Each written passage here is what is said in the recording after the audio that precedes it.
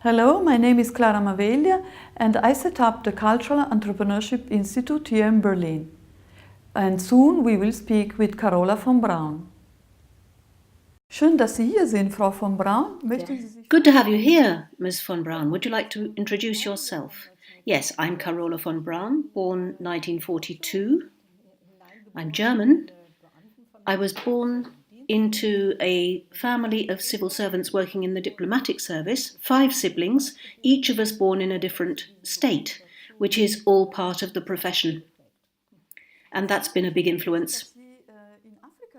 I read that you were born in Africa. How did that happen?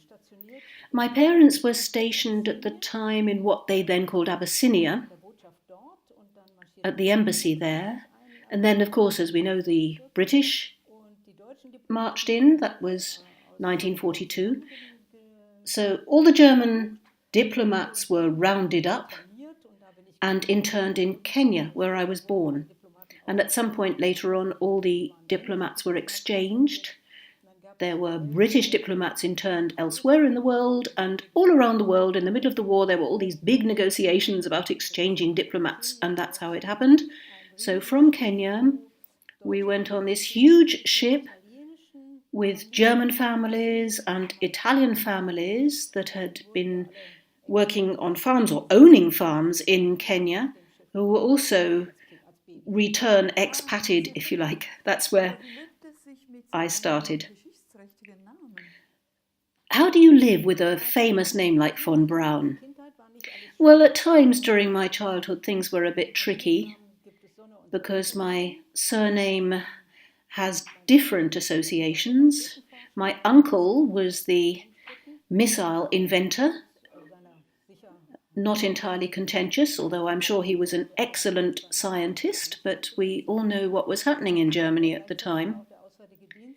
But at the same time, working in the Foreign Office, the profession my parents were in, was attached to a great reputation caliber. So as a child, I was to and fro. Sometimes doors opened more easily to you, but I did notice later during my career that although the door had opened faster, if you have a name that people recognize, you're going to be monitored far more closely. Any mistakes that you make with a name like that, you're far less likely to be excused for them than if you've worked your way up the ladder.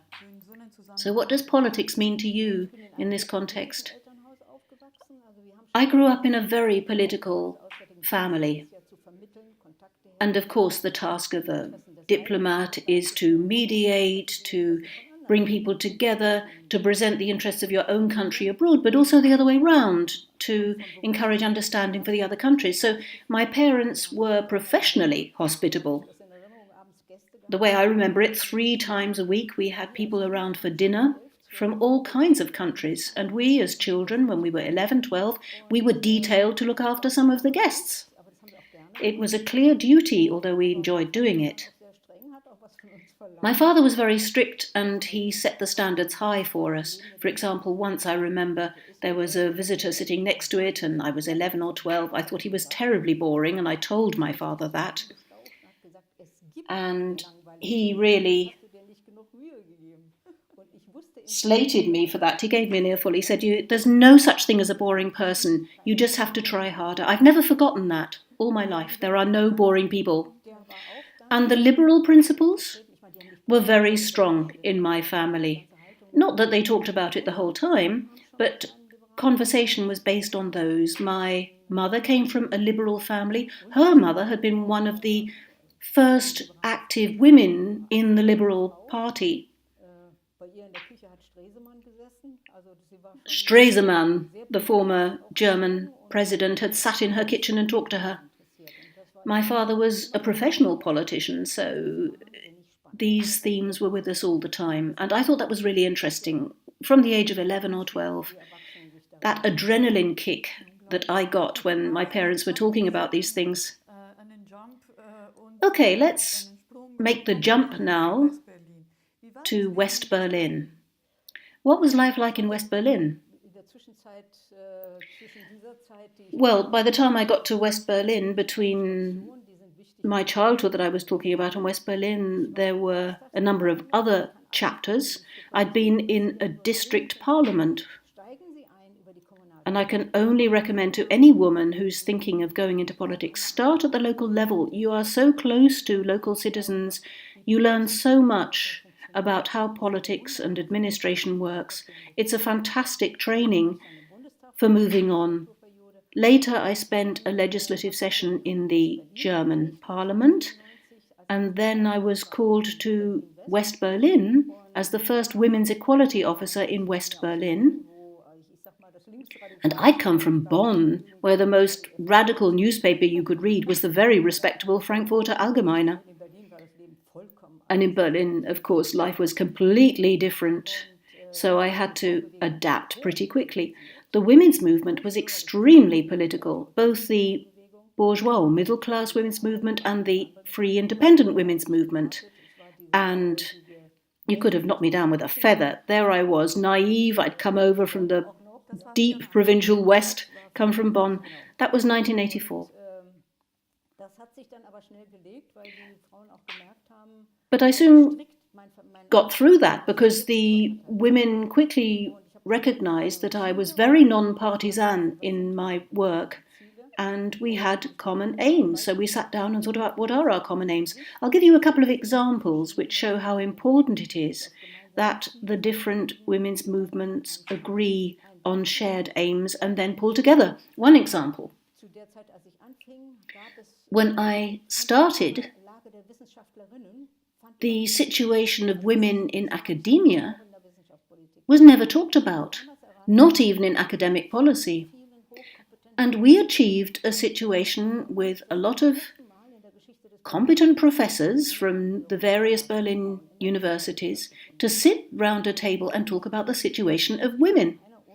And a lot of the male colleagues fell off their chairs because they simply hadn't realized how much women were disadvantaged by the academic system up to that point. And I have to say, today it isn't a lot better. It is better than in the past, but not a lot better. That was one example. It would have been unthinkable if we hadn't had a lot of women's movements working together in the academic field. And then, a lot more effective, we had a senator, that is a Berlin minister for trade and industry called Riots, and he set up this big financial scheme. Berlin had recognized that they weren't doing enough for people who didn't have great skills, and a huge amount of money was allocated for this in the Berlin parliament. And I went along to the trade and industry department and I said, can we use this for the women's programs too? The head of department had no problem with that and said, send in your applications, send in good ideas. So I contacted all these women in academia, in companies, everywhere. Got them all together and said, girls, there's cash to be had. And within 14 days, we had a fantastic program. Lots of different measures to promote women, single mothers, women starting their training, women who wanted to study, women who needed assistance because they were, for example, a single parent, but they wanted to take vocational training.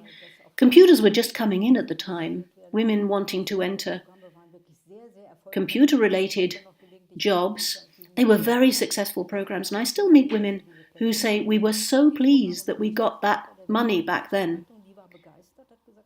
The administration was delighted. They said our projects were much better than all the others they got from the employers' associations and all the other organizations. But then the big hurdle was we had to get it passed by the Berlin Committee for Vocational Training. And that consisted of dinosaurs, I like to call them. They were representatives of the employers' associations, the trade unions, the same men who'd been doing it for 20, 30 years. And they had nothing in common with promoting women. They didn't give a damn about it. One of them said to me, my wife doesn't work either, and she's happy. That was the level of debate. And the first time, we didn't get their approval. So I made 5 phone calls to women in trade unions, entrepreneurs, women in academia, women in the media. And after 14 days, we were invited back by this committee, and they welcomed us with open arms, and they said, "Ladies, we are not chauvinists." They had really come under fire from every direction from these women's associations, and they said, okay, we've got it, we'll put our stamp of approval on this. But women from all corners worked together and said, this is a big shared aim, we're going to work together. Were you paid as much as the men then? In public service, yes. There hadn't been a women's equality officer in Berlin before, so I can't really complain. I was put on the same pay grade as a head of department, that was fine. But of course I knew what was going on in the world of industry. That women, even highly skilled women, for equal work, they were not getting equal pay, they were getting worse pay than men. And one of the best known academics in Germany, who recently took over an institute, said it was only after the negotiations about her salary, only afterwards that she realised that all her predecessors had been paid better than she was. Now we have a Transparency Act, of course, but not many people are making use of it. No, far too people are making use of it, and that's what worries me a bit. Because a lot of the things that must improve, have to improve, cannot be achieved if a lot of the women who are affected do nothing about it. Look at nursing. There was basically no political commitment to nursing. That's beginning to change, and we're delighted, and the same applies to social services. So all these areas where women dominate the labour market are hopelessly underpaid, and now they're surprised that they're not getting the skilled workers they need. Things are going to have to change because there's a shortage of skilled labour. But women have to go along and say to their boss, usually a man, "Sir, I'd like to be paid like my male colleagues." You've always been committed to women's rights, and you have years of fantastic experience. Why are women's rights good for everyone? I firmly believe, and studies have confirmed this now, that well-mixed teams are more effective, more empathetic. They have much more of a sense for where the problems are within the mechanism, whether it's a product or the service that's being developed, and the impact it has outside. The mixed teams are always more successful, and that's why we want to make sure that women, both in politics and in industry, are on a par with men and paid the same and respected the same way. And for that we need not just better pay in certain sectors, we need to up-value women's professions. Some history now that we don't want to forget. Women's commitment to suffrage was incredible. Would you like to say something about that? Yes, we have this centenary now, don't we, of women's suffrage in Germany. 1918, 1919 it was introduced, and if you look at the very painful history of fighting for suffrage, it began in 1848. Nobody talks about that now. There were the potato riots. Prussia was a very poor country at the time. There was starvation, famine. People were eating potatoes, and then the harvest failed several times. Potatoes got more and more expensive, and ordinary people couldn't afford them anymore. So there were the potato riots. And the women played a really important role in those. And suddenly the Prussian government noticed, we'd better do something about this. No one has acknowledged the huge role played by women and all they risked, life and limb, in those riots. Then that was the 1848 period, and then after that revolution there was the first ever parliamentary assembly in Frankfurt am Main. And again, a lot of women played an important role there too in fighting for that. And that's when the debate began about women's suffrage. And decade by decade, the call got louder. To begin with, it was the labour movement, the movement of women workers that fought for improved conditions. They were unimaginable, the conditions that women worked under. It really was damaging to health, wretched pay, and they were really committed. They were persecuted by the police. All of this was considered lèse-majesté, you have to imagine. And they were always at risk of being shot on the street or put into prison, and Prussian prisons were not fun. So these women were very much at risk. The middle-class women's movement wanted to do something too, but they had arranged themselves rather differently. They wanted better qualifications for women. And they didn't want to be persecuted like the women workers were. But it was the women workers who started calling for women's votes. The middle-class movement just missed out on that one. They thought, as long as we can avoid being persecuted.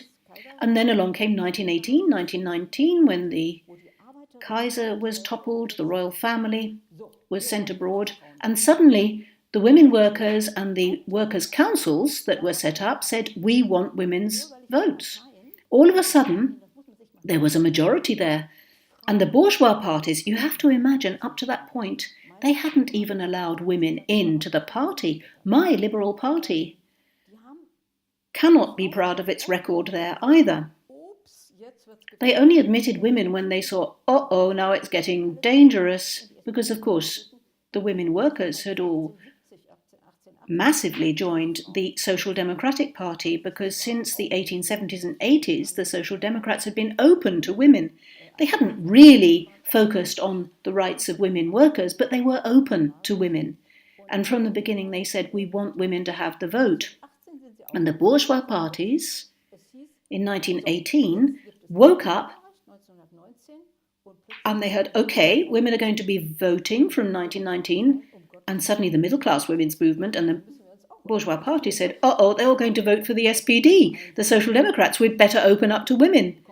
So they didn't do that because of some inner conviction, they recognised the competition. And then the bourgeois women's movement and the working class women's movement worked together on that issue. And that in itself shows that the women's movement is always particularly strong when it is united around shared aims. That was a huge success, but there were many, many victims. I have a sacred respect for what our political foremothers had to go through. If a woman went out onto the street alone, the police could pick her up as a prostitute and put her in prison. Any meeting of women committed to suffrage, there would be at least one police constable inside the meeting to see whether lèse-majesté was happening. So the women were risking life and limb. There was a very famous woman, although I'm afraid she's been forgotten today, a women worker, Agnes Wabnitz, who in 1880 took part in very many meetings for women's votes. The police picked her up and they didn't put her in prison, they put her in the madhouse. They said, no, she's completely mad. She can't be normal, this woman, if she wants these things.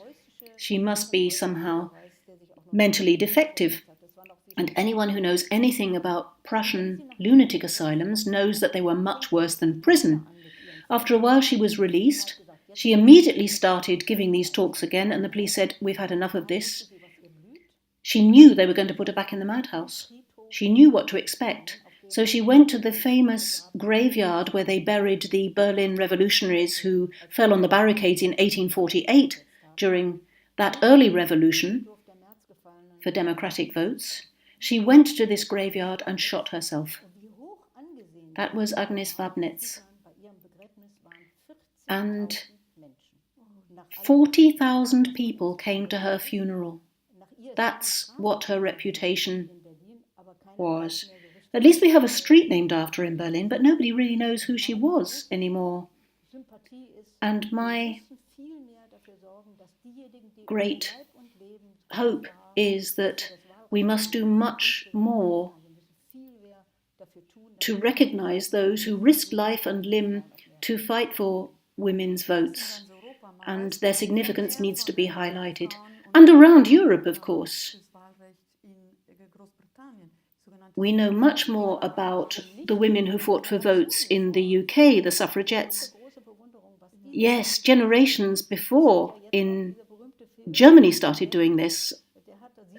I so much admire them. And there's been that film recently, The Suffragettes. You can see how important the media are in promoting knowledge about these things. And of course, when you have a common aim, with the suffragettes, they had some friends in the media who were sympathetic to them, and that helps. Again, in Germany, once the media supported the women, it worked. Let's come on to 1992. You set up your cross-party women's campaign group. What made you do that? The wall had fallen in Berlin, and I had become the leader of the parliamentary group of the FDP, the Liberal Party in Germany, which is a job I really enjoyed. And I don't think there's any political generation that has had to confront so much upheaval in one legislative period as we did in that period between 1992 and 1997. But everything to do with women's rights, to do with gender, we could not get this through Parliament. Not only me, I talked to women in other parties as well and said to them, I talked to Sibylle Klotz, for example, who was our chair at the time, from another party, from Alliance 89 and the Greens, and she said, you can't believe how hard it is for us. It's really hard to get them to address issues in our party, which there's never time for in that debate in Parliament. So we said, OK, let's get together across all the political parties and set up a cross-party women's campaign group. All the parliamentary parties were represented. The CDU only joined us at the beginning because they had a problem being in an alliance with what they then called the PDS, which is now the Left Party. We said, anyone who's elected is elected. Now we're going to work together and we will agree on the themes that we want to push for together. I'd like to give you 2 examples from the first 7 years. One day, we were really angry to see that a very big retail chain had started this very sexist advert. And we called upon women everywhere to boycott this chain. And in every party, women were so indignant about this advert. 14 days later, it was off the streets. It disappeared. That was a fantastic success. And now more recently, we've been working for 8 years now on the big issue of increasing homelessness of women with and without children in the big conurbations. It really is a huge issue because we have a shortage of housing. And we got the Berlin Parliament at least to hold a hearing, as a result of which the very few charities we have in Berlin, we have just 2 charities in Berlin that specifically work with homeless women, that they had their funding continued, and that during a period where Berlin was cutting back a great deal in that sector. They actually received more funding. That was our first success. And then we did something else, which I'm very pleased about, because it's been going very well. We set up a council together with the big charities, the big names like the German Red Cross, the Paritätische, Internationale Bund.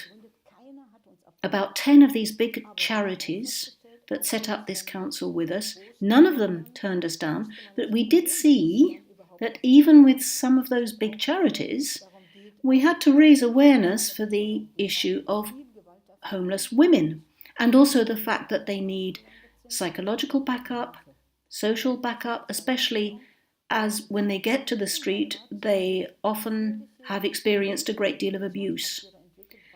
Working together with this council, we have drawn up some really quite detailed position papers about what needs to happen, first of all, to prevent women becoming homeless, and if they do, reaching out to them and looking after them.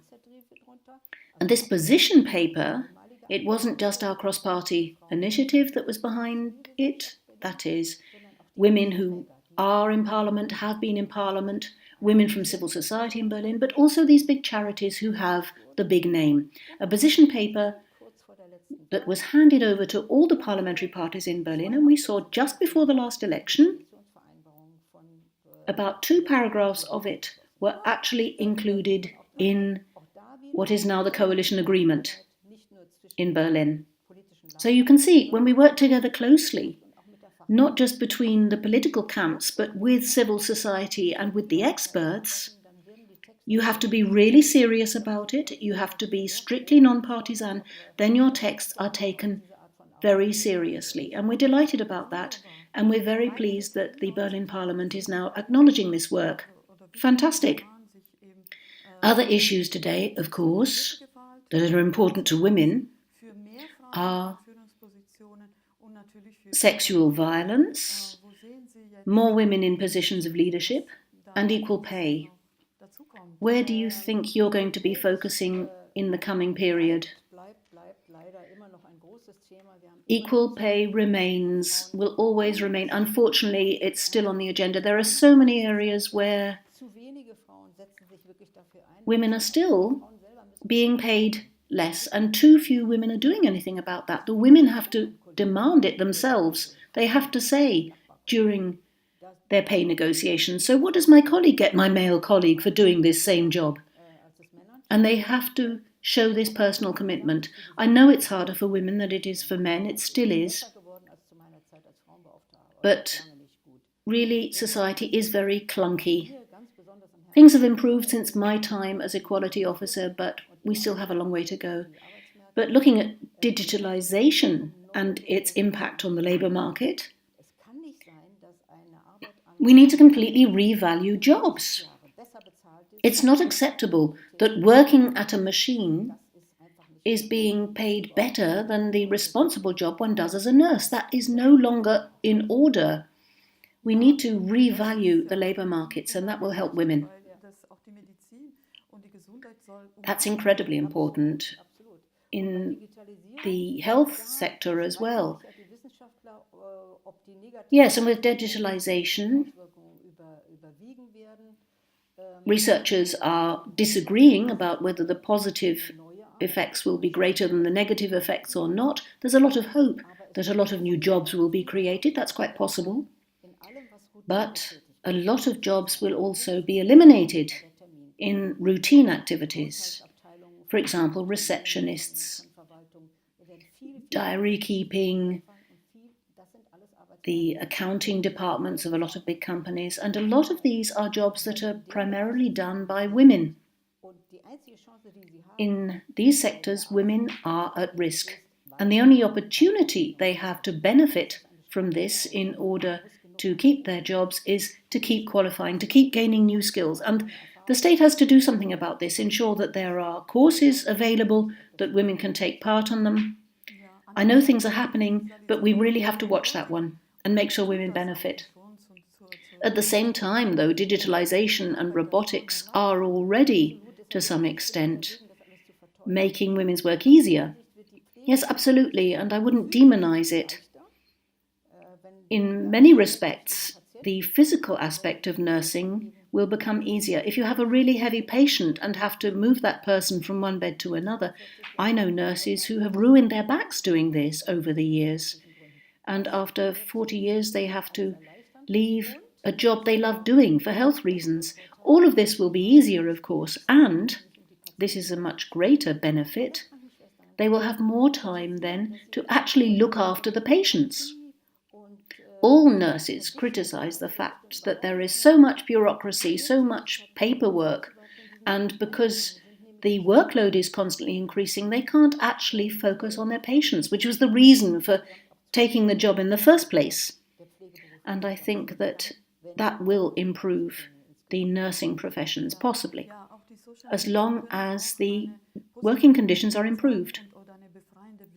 Social media can also play an important role or have a liberating effect, because in a lot of countries, as we know, women don't have the freedoms that we have in the West, but today they can draw on the liberty provided by the social media or these other resources. For example, that young woman recently in Saudi Arabia, I'm absolutely amazed by what that young woman has done, the courage she had. Just imagine, she's prizing herself out of everything she was brought up to be at the age of 18. One cannot acknowledge that strongly enough, and I think this will probably set an example, possibly for many other women. We hear and read again and again that quite a few women in Saudi Arabia try to break out in this way, and they need international solidarity. They have triggered it. That means the situation must be unbearable for the women there. It's not a matter of getting used to it. No, and that's a problem why the campaigning at the moment has become so hateful. We have to be quite clear. If I look back to the 60s, not that long ago, a woman with an illegitimate child in West Germany lost all respect. She had a huge battle on her hands. And now nobody talks about that kind of thing anymore. If a woman decides to have a child, that's her decision, whether she's married or not. These days, it's not a problem. And what is completely underestimated is the importance of the fact that in the 70s in Germany, illegitimate children were placed on a legal par with children born in wedlock. Just think about the importance of that, the status of women in the world of work. Women who are at least as skilled as men, often better skilled than men, their status in society is much better now. But now we're talking about the power struggle, and that's why we're getting such malicious populism opposed to women's rights. Quite justifiably, people say that Trump supporters tend to be older white men. Of course, women must have voted for him too, but the real struggle going on in the background there with the populist movements is about this status. It's about power. It's about power and the fact that these days education has become a women's issue. Yes, women tend to be better educated, better trained than men these days. And in families too, the percentage of women who are earning as much as their husbands or have become the main breadwinner of the family has risen incredibly, but people aren't writing about that. That's a big change in women's status. In the new states of Germany, the old east of Germany, like Berlin here, it really is the case that people who join these groups tend to be low-skilled men or members of the middle classes who are concerned about losing their status because they don't know what's going to happen in the world of work. They regard everyone as their rival, as their competitor. And we have to be clear about that. The women are going to have to take off their kid gloves, but they do have better opportunities these days. We were talking about Trump, but before Trump there was Brexit. And interestingly, today of all days, in the British Parliament, they are making a decision about Brexit. So it's a historical day. The misinformation, the populist movements played a big part in the Brexit referendum. That's why it's so incredibly important for the women's movement. Don't rely on fake news. Check what people tell you. We know now that this Brexit campaign was based on fake news. And I am a decisive advocate of open media, of fact-checking, so that people can be sure that what they're told has a basis to it. And women, if they're going to vote, need to be sure that they draw on robust sources for their decision-making.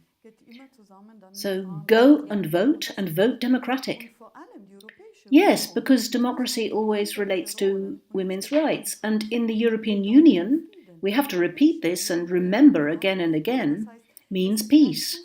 the European Union means peace, it's no accident that the longest period of peace that we have experienced in Europe relates to the foundation of the European Union 70 years ago. And just a few months before the next European elections, where we can see that the populist parties are growing everywhere, they would love to destroy Europe, and they are challenging everything that women have achieved in recent decades.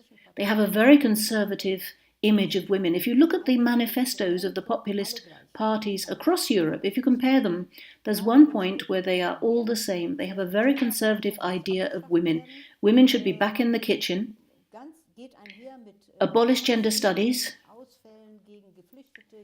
goes hand in hand with huge attacks on refugees, on minorities. Women need to be clear about that. If they vote for these populist parties, when women are selecting who to vote for, look closely at those manifestos and ask yourself, is this democratic? And populism always goes hand in hand with racism and sexism.